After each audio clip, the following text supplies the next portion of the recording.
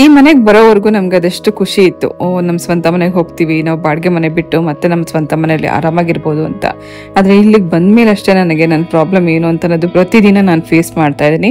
ಪ್ರತಿಯೊಂದಕ್ಕೂ ಒಂದ್ಸತಿ ಮೇಲ್ ಹೋಗ್ಬೇಕು, ಮತ್ತೆ ಕೆಳಗೆ ಬರಬೇಕು, ಅಡುಗೆ ಮನೆ ಇಲ್ಲಿದೆ, ಬೆಡ್ರೂಮ್ ಮೇಲಿದೆ, ಮತ್ತೆ ಕೆಳಗಡೆ ಹೋಗ್ಬೇಕು, ಅಲ್ಲಿ ಕೆಲಸ ನೋಡ್ಕೋಬೇಕು. ಈ ತರ ಮೇಲೆ ಕೆಳಗೆ ಹತ್ತು ಇಳಿದು ಮಾಡುವಾಗಲೇ ಎಷ್ಟೋ ಸರ್ತಿ ಟಯರ್ಡ್ ಆಗುತ್ತೆ. ಸೊ ಇವತ್ತು ಬೆಳಗ್ಗೆಯಿಂದ ಅದೆಷ್ಟು ಕೆಲಸ ಮಾಡಿದೀನಿ ಅಂದ್ರೆ ಎದ್ ಕೂಡಲೇ ಕ್ಲೀನಿಂಗ್ ಕೆಲಸ ಸ್ಟಾರ್ಟ್ ಮಾಡ್ತೀನಿ. ಮೊದಲು ಕೆಳಗಡೆ ಹೋಗಿ ಬಾಗಿಲಿಗೆ ನೀರ್ ಹಾಕಿ, ರಂಗೋಲಿ ಹಾಕಿ, ಗಿಡಗಳಿಗೆಲ್ಲ ನೀರ್ ಹಾಕಿ ಮತ್ತೆ ಟೆರೆಸ್ಗೆ ಹೋಗ್ತೀನಿ. ಟೆರೆಸ್ ಅಲ್ಲಿ ಗಿಡಗಳಿದ್ದ ಅಲ್ಲೂ ನೀರ್ ಹಾಕಿ, ಬಟ್ಟೆ ಒಣಗಾಕ್ಬಿಟ್ಟು ಮತ್ತೆ ವಾಷಿಂಗ್ ಮಿಷಿನ್ಗೆ ಹಾಕಿ ಮತ್ತೆ ಅಲ್ಲಿಂದ ಒರೆಸ್ಕೊಂಡು ಫ್ಲೋರ್ ಬೈ ಫ್ಲೋರ್ ಕ್ಲೀನ್ ಮಾಡ್ಕೊಂಡು ಬರ್ತೀನಿ. ಮನೆ ಒರೆಸ್ಕೊಂಡು ಬರ್ಬೇಕಾದ್ರೆ ಸ್ನಾನ ಕೂಡ ಮುಗಿಸ್ಕೊಂಡು ಕೆಳಗಡೆ ಬಂದ್ರೆ ಮತ್ತೆ ಮೇಲ್ ಹೋಗೋಂಗಿರಲ್ಲ ಅಂತ ಹೇಳಿ ಸ್ನಾನ ಮಾಡಿ ಮತ್ತೆ ಇಲ್ಲಿ ಬಂದು ಈ ಫ್ಲೋರ್ ಅಂದ್ರೆ ಹಾಲ್, ಕಿಚನ್ ಮತ್ತೆ ಪೂಜಾ ರೂಮ್ ಅದೆಲ್ಲ ಕ್ಲೀನ್ ಮಾಡ್ಕೊಂಡು ಪೂಜೆ ಆದ ನಂತರ ಇವತ್ತಿನ ಬ್ರೇಕ್ಫಾಸ್ಟ್ಗೆ ಪ್ರಿಪೇರ್ ಮಾಡ್ಕೋತೀನಿ. So hi dears, welcome back, welcome to Suji's lifestyle. ಹೇಗಿದ್ದೀರಾ? ನೀವೆಲ್ಲರೂ ಚೆನ್ನಾಗಿದ್ದೀರಾ ಅಂತ ಅನ್ನೋದು ನನ್ನ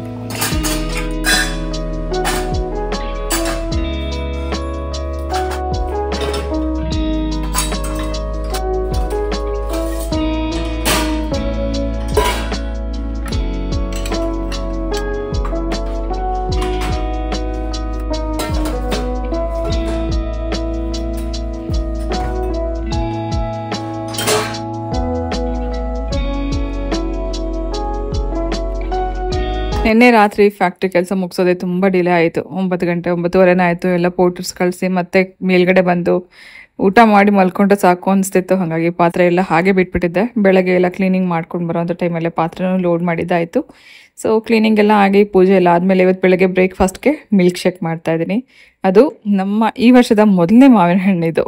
ಸೊ ಇನ್ನೇನು ಮಾವಿನ ಹಣ್ಣಿನ ಸೀಸನ್ ಸ್ಟಾರ್ಟ್ ಆಯಿತು ಅಂದರೆ ಪ್ರತಿದಿನ ಮಾವಿನ ಹಣ್ಣು ಇದ್ದೇ ಇರಬೇಕು ಅನಿಸುತ್ತೆ.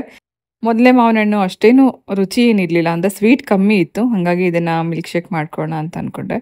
ಸ್ವಲ್ಪ ಕರ್ಬೂಜ ಕೂಡ ಇತ್ತು. ಕರ್ಬೂಜ ಜೊತೆಗೇ ಮಾವಿನ ಹಣ್ಣನ್ನು ಕೂಡ ಕಟ್ ಮಾಡಿ ಇಟ್ಕೊಂಡಿದ್ದೀನಿ. ಇದು ನಿನ್ನೆ ಶಂಕರ್ ಪಾರೆ ಮಾಡೋದಕ್ಕೆ ಅಂತಲೇ ಸಕ್ಕರೆ ಪುಡಿ ಮಾಡಿಟ್ಟಿದ್ದೆ. ಅದೇ ಮಿಕ್ಸಿ ಜಾರಲ್ಲೇ ಹಣ್ಣನ್ನು ಕೂಡ ಹಾಕ್ತಾಯಿದ್ದೀನಿ. ಹಾಗೆ ಇದ್ರ ಜೊತೆಗೆ ಒಂದು ಸ್ವಲ್ಪ ಹಾಲು ಹಾಕಿ ಮಿಲ್ಕ್ ಶೇಕ್ ಮಾಡಿಕೊಂಡ್ರೆ ಮೊದಲೇ ಮಾವಿನ ಹಣ್ಣಿನ ಮಿಲ್ಕ್ ಶೇಕ್ ರೆಡಿ ಆಯಿತು. ಇತ್ತೀಚೆಗಷ್ಟೇ ನಾನು ಕೂಡ ಒಂದು ಕಡೆ ನೋಡಿದೆ, ಆಯುರ್ವೇದದಲ್ಲಿ ಹಣ್ಣಿನ ಜೊತೆಗೆ ಹಾಲು ಹಾಕಿ ಮಿಲ್ಕ್ ಶೇಕ್ ಮಾಡ್ಕೊಂಡು ಕುಡಿಯೋದು ವಿರುದ್ಧ ಅಂತ ಹೇಳ್ತಾರೆ. ಸೊ ಅದನ್ನು ತಿಳ್ಕೊಂಡ್ಮೇಲೆ ಇನ್ಮೇಲೆ ಇದಕ್ಕೆ ಹಾಲು ಹಾಕಿ ಮಾಡಬಾರ್ದು ಅಂತ ಅದನ್ನು ಡಿಸೈಡ್ ಮಾಡಿದೆ. ಮೊಸರು ಹಾಕಿ ಮಾಡ್ಕೋಬೋದು ನಾವು, ಆದರೆ ಹಾಲು ಹಾಕಬಾರ್ದು ಅಂತ ಹೇಳ್ತಾರೆ. ಸೊ ಹಾಲು ಬದಲಾಗಿ ಏನು ತೆಂಗಿನಕಾಯಿ ಹಾಲು ಹಾಕೋಬೋದು, ಅಥವಾ ಬಾದಾಮಿ ಹಾಲನ್ನು ಹಾಕ್ಕೊಂಡು ಮಿಲ್ಕ್ ಶೇಕ್ ಮಾಡ್ಕೊಂಡು ಕುಡಿದ್ರೆ ತುಂಬ ಒಳ್ಳೆಯದು ಅಂತ ಹೇಳ್ತಾರೆ. ಸೊ ಈ ಸತಿ ಇದನ್ನು ಎಂಜಾಯ್ ಮಾಡೋಣ. ನೆಕ್ಸ್ಟ್ ಟೈಮ್ ಮಾಡುವಾಗ ಹಾಲು ಹಾಕ್ದೇನೆ ಬೇರೆ ಯಾವುದಾದ್ರು ಸಬ್ಸ್ಟಿಟ್ಯೂಟ್ನ ಉಪಯೋಗಿಸ್ಕೊಂಡು ಮಿಲ್ಕ್ ಶೇಕ್ ಮಾಡ್ಕೊಂಡು ಕುಡಿಬೋದು.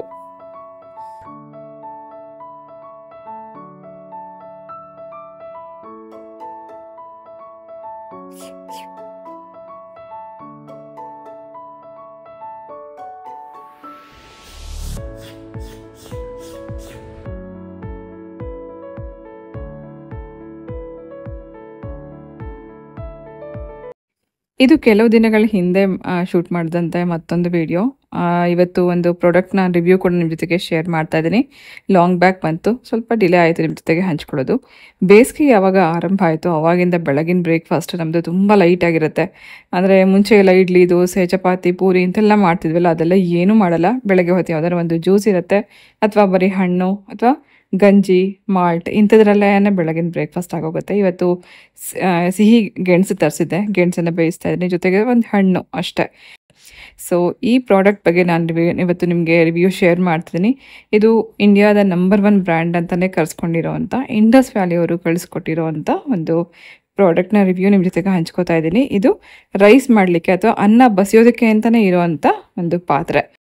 ಇದು ಸ್ಟೈನ್ಲೆಸ್ ಸ್ಟೀಲ್ ರೈಸ್ ಪಾಟ್. ಇದ್ರ ಜೊತೆಗೆ ಒಂದು ಲಿಡ್ ಕೂಡ ಇದೆ. ಹಾಗೆ ಇದರಲ್ಲಿ ಲಾಕಬಲ್ ಹ್ಯಾಂಡಲ್ಸ್ ಇರೋದ್ರಿಂದ ಅನ್ನ ಬಸಿಯೋದಕ್ಕೆ ತುಂಬ ಈಸಿ ಆಗುತ್ತೆ. ಟ್ರೈಪ್ಲೈ 3 ಲೇಯರ್ ಹೆವಿ ಬಾಟಮ್ ಇದೆ. ಸೊ ಇದ್ರ ಮೇಲ್ಗಡೆ ಈ ರೀತಿ ಲಿಡ್ ಇರೋದ್ರಿಂದ ನೀವು ಅನ್ನ ಅಷ್ಟೇ ಅಲ್ಲ, ನೂಡಲ್ಸ್, ಪಾಸ್ತಾ, ಕಾರ್ನ್, ಸೋಯಾ ಮತ್ತು ವೆಜಿಟೇಬಲ್ಸ್ನ ಬೇಯಿಸಿದಾಗ ಅದರ ನೀರು ಬಸ್ಕೊಳ್ಳೋದಕ್ಕಾಗಲಿ ಅಥವಾ ಏನಾದರೂ ಸ್ಟೀಮರಲ್ಲಿ ಥರ ಇದನ್ನು ಉಪಯೋಗಿಸ್ಕೊಳ್ಳೋಕ್ಕಾಗಲಿ ತುಂಬ ಚೆನ್ನಾಗಿದೆ. ಹಾಗೆ ಇದರಲ್ಲಿ ಹೆವಿ ಬಾಟಮ್ ಆಗಿರೋದ್ರಿಂದ ಇದರಲ್ಲಿ ಎಲ್ಲ ಕಡೆಗೂ ಈವನ್ ಆಗಿ ಹೀಟ್ ಆಗುತ್ತೆ. ಜೊತೆಗೆ ನೀವು ಇದನ್ನು ಸ್ಟೀಮರ್ ಕುಕ್ಕರ್ ಥರನೂ ಕೂಡ ಉಪಯೋಗಿಸ್ಕೋಬೋದು. ಇದು ಗ್ಯಾಸ್ ಮೇಲೆ ಮತ್ತು ಇಂಡಕ್ಷನ್ ಮೇಲೆ ಎರಡರ ಮೇಲೆ ಕೂಡ ಕೆಲಸ ಮಾಡುತ್ತೆ. ಹಾಗೆ ಇದ್ರದ್ದು ಒಂದು ಕೆಪಾಸಿಟಿ ಹೇಳಬೇಕು ಅಂದರೆ 3.5 ಲೀಟರ್ ಕೆಪಾಸಿಟಿ ಇದೆ. ಸೊ ರೆಗ್ಯುಲರ್ ಆಗಿ ನಾವು ಅನ್ನ ಯಾವಾಗಲೂ ಅಷ್ಟೇ ಬಸ್ದು ತಿನ್ನೋದು ತುಂಬ ಒಳ್ಳೆಯದು ಅಂತ ಹೇಳ್ತಾರೆ. ಇದರಲ್ಲಿ ಇರೋಂಥ ಸ್ಟಾರ್ಚ್ ತೆಗೆದು ತಿನ್ನೋದು ತುಂಬ ಒಳ್ಳೆಯದು ಅಂತ ಹೇಳ್ತಾರೆ. ಎಷ್ಟೋ ಸತಿ ನಮಗೆ ಬಸಿಯೋದಕ್ಕೆ ತುಂಬ ಕಷ್ಟ ಆಗುತ್ತೆ. ಆದರೆ ಈ ರೀತಿ ಲಿಡ್ ಇರೋದ್ರಿಂದ ಅಥವಾ ಲಾಕಿಂಗ್ ಹ್ಯಾಂಡಲ್ಸ್ ಇರೋದ್ರಿಂದ ಅನ್ನ ಬಸಿಯೋದು ತುಂಬ ಸುಲಭ. ಇಂಡಸ್ ವ್ಯಾಲಿಯ ಸ್ಟೀಲ್ ಪಾತ್ರೆಗಳು ಅಥವಾ ಕಬ್ಬಿಣದ ಪಾತ್ರೆಗಳು ಯಾವುದೇ ಆದರೂ ಕೂಡ ಒಂದು ಲಾಂಗ್ ಲಾಸ್ಟಿಂಗ್. ಯಾಕಂದರೆ ಒಂದ್ಸತಿ ನಾವು ಇನ್ವೆಸ್ಟ್ ಮಾಡಿದ್ರೆ ಸುಮಾರು ವರ್ಷ ಬಳಸ್ಬೋದು. ಯಾಕಂದರೆ ಇದರಲ್ಲಿ ಬಳಸೋವಂಥ ಮೆಟೀರಿಯಲ್ ಕೂಡ ಪ್ರೀಮಿಯಂ ಕ್ವಾಲಿಟಿ ಸ್ಟೇನ್ಲೆಸ್ ಸ್ಟೀಲ್ನ ಉಪಯೋಗಿಸ್ತಾರೆ.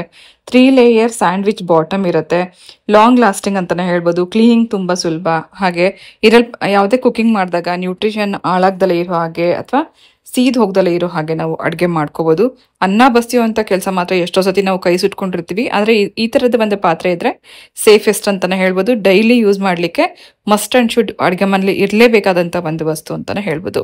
ಸೊ ಈ ಪಾತ್ರೆ ಆಗಲಿ ಅಥವಾ ಇಂಡಸ್ ವ್ಯಾಲಿನಲ್ಲಿ ಸಿಗುವಂಥ ಯಾವುದೇ ಪಾತ್ರೆ ನೀವು ಪರ್ಚೇಸ್ ಮಾಡಬೇಕಾದ್ರೂ ಸ್ಕ್ರೀನ್ ಮೇಲೆ ನಾನು ಕೂಪನ್ ಕೋಡ್ ಕೊಟ್ಟಿರ್ತೀನಿ. ಈ ಕೂಪನ್ ಕೋಡ್ನ ಉಪಯೋಗಿಸ್ಕೊಂಡ್ರೆ ನಿಮಗೆ ಎಕ್ಸ್ಟ್ರಾ ಅಡಿಷ್ನಲ್ ಡಿಸ್ಕೌಂಟ್ ಕೂಡ ಆಗುತ್ತೆ. ಇದಿಷ್ಟೇ ಅಲ್ಲದೆ ಒಂದು ಸರ್ವಿಂಗ್ ಬೌಲ್ ಅಥವಾ ಮಿಕ್ಸಿಂಗ್ ಬೌಲ್ ಕೂಡ ನಿಮಗೆ ಇಂಟ್ರೊಡ್ಯೂಸ್ ಮಾಡ್ತಾ ಇದ್ದೀನಿ. ಇದಂತೂ ಎಷ್ಟು ಐ ಕ್ಯಾಚಿಂಗ್ ಆಗಿದೆ ಅಂತಂದರೆ ನೋಡಲಿಕ್ಕೆ ನಿಮಗೆ ಎಷ್ಟು ಬ್ಯೂಟಿಫುಲ್ ಆಗಿ ಕಾಣಿಸುತ್ತೆ. ಇದು ಮ್ಯಾಂಗೋ ವುಡ್ಡಿಂದ ಮಾಡ್ಯಾರೆ. ಹಾಗೆ ಒಳಗಡೆ ನಿಮಗೆ ಬೌಲ್ ಇರೋದು ಸೆರಾಮಿಕ್. ಕ್ಲೀನಿಂಗ್ ಕೂಡ ತುಂಬ ಸುಲಭ, ಸ್ಮೂತ್ ಫಿನಿಶ್ ಇರುತ್ತೆ. ಸರ್ವಿಂಗ್ ಮಾಡಲಿಕ್ಕೂ ಚೆನ್ನಾಗಿರುತ್ತೆ. ಹಾಗೆ ಇದರಲ್ಲಿ ಏನಾದ್ರು ಮಿಕ್ಸಿಂಗ್ ಮಾಡಬೇಕು ಅಥವಾ ಕಲಿಸ್ಕೋಬೇಕು ಅಂದರೂ ಕೂಡ ತುಂಬ ಚೆನ್ನಾಗಿದೆ. ಸೊ ಒಂದು ಬ್ಯೂಟಿಫುಲ್ ಆಗಿರುವಂಥ ಬೌಲ್ ಕೂಡ ನಿಮಗೆ ತೋರಿಸಿದ್ದೀನಿ. ಈ ಯಾವುದೇ ಪ್ರಾಡಕ್ಟ್ ನಿಮಗೆ ಬೇಕು ಅಂತ ಅನ್ಸಿದ್ರೆ ಇದರ ಲಿಂಕ್ನ ಡಿಸ್ಕ್ರಿಪ್ಷನ್ ಬಾಕ್ಸಲ್ಲಿ ಕೊಟ್ಟಿರ್ತೀನಿ. ದಯವಿಟ್ಟು ನನ್ನ ಕೂಪನ್ ಕೋಡ್ನ ಉಪಯೋಗಿಸ್ಕೊಳ್ಳಿ. ಇಂಡಸ್ ವ್ಯಾಲಿನಲ್ಲಿ ಆಗಾಗ ಡಿಸ್ಕೌಂಟ್ ಅಂತೂ ಇದೇ ಇರುತ್ತೆ. ಅಡಿಷ್ನಲ್ ಡಿಸ್ಕೌಂಟ್ ಮೂಲಕ ನೀವು ಪಾತ್ರೆಗಳನ್ನು ಪರ್ಚೇಸ್ ಮಾಡ್ಬೋದು.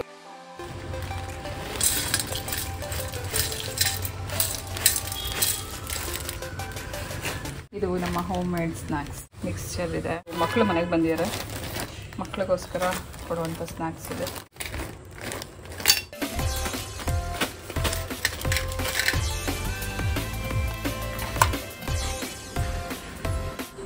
ತಗೊಂಡು ಮರಿ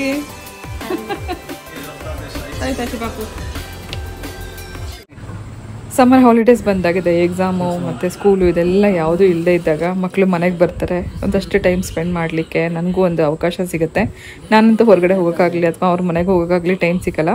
ಮಕ್ಕಳು ಅವಾಗೊಮ್ಮೆ ಮನೆಗೆ ಬಂದಾಗ ನಾನು ಹೆಚ್ಚು ಸಮಯ ಮಕ್ಕಳ ಜೊತೆಗೆ ಟೈಮ್ ಸ್ಪೆಂಡ್ ಮಾಡಲಿಕ್ಕೆ ಇಷ್ಟಪಡ್ತೀನಿ. ಇವತ್ತು ಸ್ನ್ಯಾಕ್ಸ್ ತಿಂತ ಒಂದು ಒಳ್ಳೆ ಮೂವಿ ನೋಡಿದ್ವಿ, ಅದು ಛಾವಾ. ಸೊ ಛತ್ರಪತಿ ಶಿವಾಜಿ ಮಹಾರಾಜನ ಮಗನ ಒಂದು ಮೂವಿ ಇದು.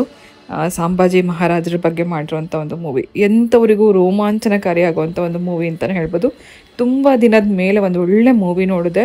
ಒಂದಲ್ಲ ಸುಮಾರು 2-3 ಸತಿ ನೋಡಿಬಿಟ್ವಿ. ಇದನ್ನು ನಾನು ಪ್ರಿಯಂಗೂ ಕೂಡ ಸಜೆಸ್ಟ್ ಮಾಡಿದೆ, ಅವಳು ಕೂಡ ನೋಡಿದ್ಲು. ಸೊ ಯಾವತ್ತು ಇದು ನೆಟ್ಫ್ಲಿಕ್ಸಲ್ಲಿ ಬಂತು ಅವತ್ತಿನ ದಿನವೇ ನಾನು ವಾಚ್ ಮಾಡಿದೆ. ಈಗಾಗಲೇ 2ನೇ ಸರ್ತಿ ನಾನು ಮಕ್ಕಳ ಜೊತೆಗೆ ಮತ್ತೆ ನೋಡ್ತಾ ಇದ್ದೀನಿ. ಈ ಒಂದು ಕ್ಲೈಮ್ಯಾಕ್ಸ್ ಇದೆಯಲ್ಲ ಈ ಮೂವಿದು, ಎಂಥವರಿಗೂ ರೋಮಾಂಚನ ಆಗುತ್ತೆ. ಮೈಯಲ್ಲಿ ಒಂಥರ ಏನೋ ರಕ್ತ ಕುದಿಯತ್ತೆ. ಹೆಂಗೆ ಅವರನ್ನು ಚಿತ್ರಹಿಂಸೆ ಕೊಟ್ಟು ಅವರನ್ನು ಸಾಯಿಸಿದ್ರು ಅಂತ ನೋಡಿದ್ರೆ ಎಂಥರಿಗೂ ಕಣ್ಣಲ್ಲಿ ನೀರು ಬರುತ್ತೆ. ಥಿಯೇಟ್ರಲ್ಲಿ ಇದ್ದವರು ಪ್ರತಿಯೊಬ್ಬರು ಕಣ್ಣಲ್ಲಿ ನೀರು ಹಾಕ್ಕೊಂಡು ಹೊರಗಡೆ ಬರ್ತಾರೆ. ಅಂಥ ಒಂದು ಒಳ್ಳೆ ಮೂವಿ. ನೋಡಿಲ್ಲ ಅಂದರೆ ಖಂಡಿತ ಒಂದ್ಸತಿ ನೋಡಿ. ಛಾವಾ. ಈ ಸ್ಪೂನ್ ಬೇಕಂತೆ ಪಾಪಗೆ, ಫ್ಲವರ್ ಸ್ಪೂನ್.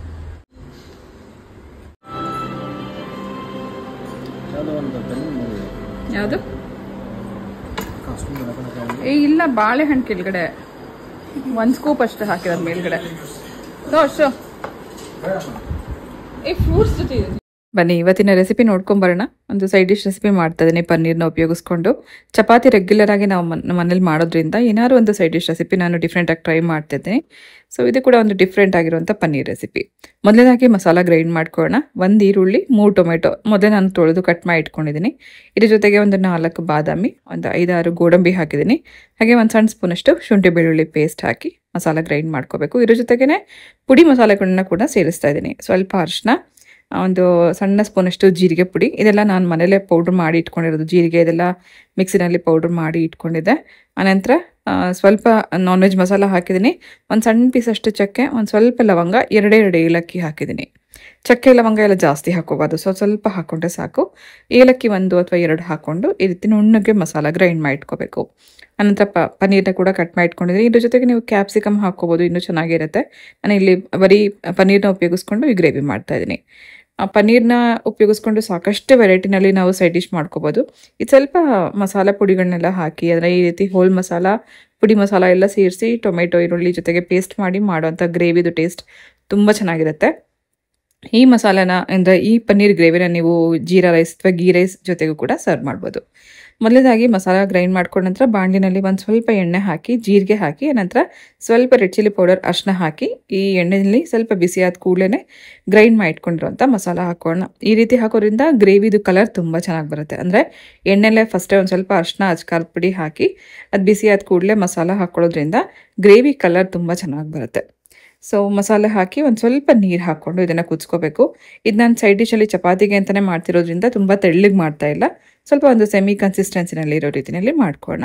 ಆನಂತರ ರುಚಿಗೆ ಸ್ವಲ್ಪ ಉಪ್ಪು ಹಾಕಿದ್ದೀನಿ. ಹಾಗೆ ಟೇಸ್ಟ್ ಬ್ಯಾಲೆನ್ಸ್ ಮಾಡೋಕ್ಕೋಸ್ಕರ ಒಂದು ಸ್ವಲ್ಪ ಸಕ್ಕರೆ, ಒಂದು ಅರ್ಧ ಸ್ಪೂನಷ್ಟು ಸಕ್ಕರೆ, ಫ್ಲೇವರ್ಗೋಸ್ಕರ ಸ್ವಲ್ಪ ಕಸೂರಿ ಮೇಥಿ ಹಾಕಿ ಮುಚ್ಚಿಟ್ಬಿಟ್ಟು ಸಣ್ಣ ಊರಿನಲ್ಲಿ ಒಂದು 2ರಿಂದ 3 ನಿಮಿಷ ಕುದಿಸ್ಕೋಬೇಕು. ಇದಕ್ಕೆ ಗೋಡಂಬಿ ಬಾದಾಮಿ ಹಾಕಿರೋದ್ರಿಂದ ಗ್ರೇವಿ ಕುದೀತಾ ಹೋದಂಗೆ ಸ್ವಲ್ಪ ಗಟ್ಟಿನೂ ಆಗುತ್ತೆ. ಸೊ ಈ ಟೈಮಲ್ಲಿ ನಾವು ಇದಕ್ಕೆ ಪನ್ನೀರ್ ಹಾಕೋಣ. ಒಂದು 2 ನಿಮಿಷ ಮಸಾಲ ಸ್ವಲ್ಪ ಹಸಿ ವಾಸನೆ ಹೋಗೋವರೆಗೂ ಕುದಿಸ್ಕೊಂಡ ನಂತರ ಪನ್ನೀರ್ ಹಾಕಿದ್ದೀನಿ. ಪನ್ನೀರ್ ಹಾಕಿದ್ಮೇಲೆ ಕೂಡ ಸಣ್ಣ ಊರಿನಲ್ಲೇ ಮತ್ತೆ ಇನ್ನೂ ಒಂದು 2ರಿಂದ 3 ನಿಮಿಷ ಈ ರೀತಿ ಮುಚ್ಚಿಟ್ಟು ಕುದಿಸ್ಕೊಳ್ಳೋದ್ರಿಂದ ಪನ್ನೀರ್ಗೆ ಉಪ್ಪು ಖಾರ ಎಲ್ಲ ಹಿಡಿಯುತ್ತೆ. ಹಾಗೆ ಗ್ರೇವಿ ಕನ್ಸಿಸ್ಟೆನ್ಸಿ ನೋಡಿ ಸ್ವಲ್ಪ ಗಟ್ಟಿನೂ ಆಗಿದೆ. ಇಷ್ಟ ಆದರೆ ಆಯಿತು. ಲಾಸ್ಟಲ್ಲಿ ಇದಕ್ಕೆ ನಾವು ಸ್ವಲ್ಪ ಟೇಸ್ಟ್ ಎನ್ಹ್ಯಾನ್ಸ್ ಮಾಡೋದಕ್ಕೋಸ್ಕರ ಫ್ರೆಶ್ ಕ್ರೀಮ್ ಹಾಕೋಬೋದು ಅಥವಾ ಹಾಲಿನ ಕೆನೆನ ನೀವು ಬೀಟ್ ಮಾಡಿ ಹಾಕೋದ್ರಿಂದ ಒಂದು ರಿಚ್ ಟೇಸ್ಟ್ ಕೊಡುತ್ತೆ. ಇದು ಬೇಕಿದ್ರೆ ಹಾಕೋಬೋದು, ಇಲ್ಲ ಅಂತಂದರೆ ಸ್ಕಿಪ್ ಮಾಡ್ಬೋದು. ಮನೇಲಿ ಫ್ರೆಶ್ ಕ್ರೀಮ್ ಇತ್ತು, ಹಾಗಾಗಿ ಇದರಲ್ಲಿ ಒಂದು 2 ಸ್ಪೂನಷ್ಟು ಫ್ರೆಶ್ ಕ್ರೀಮ್ ಹಾಕಿದ್ದೀನಿ. ಸ್ವಲ್ಪ ಹೊತ್ತು ಇದನ್ನು ಸೈಡಲ್ಲಿ ಇಟ್ಬೇಡ. ಇದಕ್ಕೆ ಬಿಸಿ ಚಪಾತಿ ಮಾಡಿ ಬಿಸಿ ಬಿಸಿ ಚಪಾತಿ ಜೊತೆಗೆ ಇದನ್ನು ಸರ್ವ್ ಮಾಡಿ ತುಂಬ ಚೆನ್ನಾಗಿರುತ್ತೆ. ನಾನು ಆವಾಗಲೇ ಹೇಳ್ದಂಗೆ ಗೀ ರೈಸ್ ಅಥವಾ ಜೀರಾ ರೈಸ್ ಜೊತೆಗೆ ನೀವು ಸರ್ವ್ ಮಾಡಿದ್ರೆ ಗ್ರೇವಿನ ಇನ್ನು ಸ್ವಲ್ಪ ತೆಳ್ಳಗೆ ಮಾಡಿಕೊಂಡು ನೀವು ಸರ್ವ್ ಮಾಡ್ಬೋದು. ತುಂಬ ರುಚಿಯಾಗಿರುವಂಥ ಒಂದು ಡಿಫ್ರೆಂಟ್ ಟೇಸ್ಟ್ ಕೊಡುವಂಥ ಪನ್ನೀರ್ ಗ್ರೇವಿ ರೆಡಿ ಆಗುತ್ತೆ. ತುಂಬ ಜನಕ್ಕೆ ಪನ್ನೀರ್ ಅಂದರೆ ತುಂಬ ಇಷ್ಟ ಆಗುತ್ತೆ, ಅಥವಾ ಪ್ರೋಟೀನ್ ಇಂಟೇಕ್ ಬೇಕು ಅಂತ ಅನ್ನೋ ಕಾರಣಕ್ಕೆ ಪನ್ನೀರ್ನ ಪ್ರತಿದಿನ ತಿನ್ನಬೇಕು ಅನ್ನೋರು ಏನಾದ್ರು ಡಿಫ್ರೆಂಟಾಗಿ ರೆಸಿಪಿ ಟ್ರೈ ಮಾಡಬೇಕು ಅಂತ ಅಂದ್ಕೊಂಡಿದ್ರೆ ಈ ರೆಸಿಪಿ ನೀವು ಟ್ರೈ ಮಾಡಿ, ನಿಮಗೆ ಇಷ್ಟ ಆಗುತ್ತೆ. ಇದನ್ನು ರೊಟ್ಟಿ, ಪೂರಿ, ಚಪಾತಿ, ಅನ್ನ ಎಲ್ಲದಕ್ಕೂ ಸೈಡ್ ಡಿಶಲ್ಲಿ ಸರ್ವ್ ಮಾಡ್ಬೋದು. ಸೊ ರೆಸಿಪಿ ಟ್ರೈ ಮಾಡಿ, ಮಾಡಿದ್ಮೇಲೆ ಹೇಗಿತ್ತು ಅಂತ ಕಮೆಂಟ್ ಮಾಡಿ. ಹೋಗೋದಕ್ಕೂ ಮುಂಚೆ ಒಂದು ಖುಷಿ ವಿಷಯ ನಿಮ್ಮ ಜೊತೆಗೆ ಶೇರ್ ಮಾಡ್ಕೋತಾ ಇದ್ದೀನಿ. ರೀಸೆಂಟಾಗಿ ಇನ್ಸ್ಟಾಗ್ರಾಮಲ್ಲಿ ಸ್ನ್ಯಾಕ್ಸ್ ವಿಡಿಯೋ ಹಾಕಿದ್ದೆ. ಇದು ವೈರಲ್ ಆಗಿ ಸಾಕಷ್ಟು ಆರ್ಡರ್ಸ್ ಬಂದಿತ್ತು. ಅದೇ ಕೆಲಸದಲ್ಲಿ ಪ್ರತಿದಿನ ತೊಡಗಿದ್ರಿಂದ ವಿಡಿಯೋ ಕೆಲವೊಮ್ಮೆ ಲೇಟ್ ಆಗುತ್ತೆ. ಸೊ ನೀವೆಲ್ಲರೂ ನಮಗೆ ಸಪೋರ್ಟ್ ಮಾಡ್ತಿರೋದು ತುಂಬ ಖುಷಿ ವಿಷಯ. ಇದೇ ರೀತಿ ಸದಾ ಸಪೋರ್ಟ್ ಮಾಡ್ತೀರಿ, ಹಾಗೆ ಲೈಕ್ ಮಾಡಿ, ಶೇರ್ ಮಾಡಿ, ಸಬ್ಸ್ಕ್ರೈಬ್ ಮಾಡ್ಕೊಂಡು ನೋಡಿ ಅಂತ ಕೇಳ್ತಾ, ನಿಮಗೂ ಇದೇ ರೀತಿ ಸ್ನ್ಯಾಕ್ಸ್ ಅಥವಾ ಹೋಮ್ ಮೇಡ್ ಮಸಾಲ ಪ್ರಾಡಕ್ಟ್ಸ್ ಏನಾದರೂ ಟ್ರೈ ಮಾಡಬೇಕು ಅಂತ ಅಂದ್ಕೊಂಡಿದ್ರೆ ಡಿಸ್ಕ್ರಿಪ್ಷನ್ ಬಾಕ್ಸಲ್ಲಿ ವಾಟ್ಸಪ್ ನಂಬರ್ ಕೊಟ್ಟಿದ್ದೀನಿ. ವಾಟ್ಸಪ್ ನಂಬರ್ಗೆ ಹಾಯ್ ಅಂತ ಮೆಸೇಜ್ ಕಳಿಸಿ. ನಮ್ಮ ಹತ್ರ ಏನೇನೆಲ್ಲ ಅವೈಲೇಬಲ್ ಇದೆ ಪೂರ್ತಿ ಲಿಸ್ಟ್ ನಿಮಗೆ ಸಿಗುತ್ತೆ. ಆ ಮೂಲಕ ನೀವು ಕೂಡ ಸೆಲೆಕ್ಟ್ ಮಾಡಿಕೊಂಡು ಆರ್ಡರ್ ಪ್ಲೇಸ್ ಮಾಡ್ಬೋದು, ತರಿಸ್ಕೊಂಡು ಟ್ರೈ ಮಾಡಿ. ಹಾಗೆ ಇವತ್ತಿನ ಈ ಬ್ಲಾಗ್ ನಿಮ್ಮೆಲ್ಲರಿಗೂ ಇಷ್ಟ ಆಗಿದೆ ಅಂತ ಭಾವಿಸ್ತಾ ನಾನು ಹೊರಡ್ತಾ ಇದ್ದೀನಿ. ಮತ್ತೆ ಸಿಗ್ತೇನೆ ನಾಳೆ ಇನ್ನೊಂದು ಇಂಟ್ರೆಸ್ಟಿಂಗ್ ಆಗಿರುವಂಥ ಬ್ಲಾಗ್ ಜೊತೆಗೆ. ಹೋಗ್ಬರ್ಲ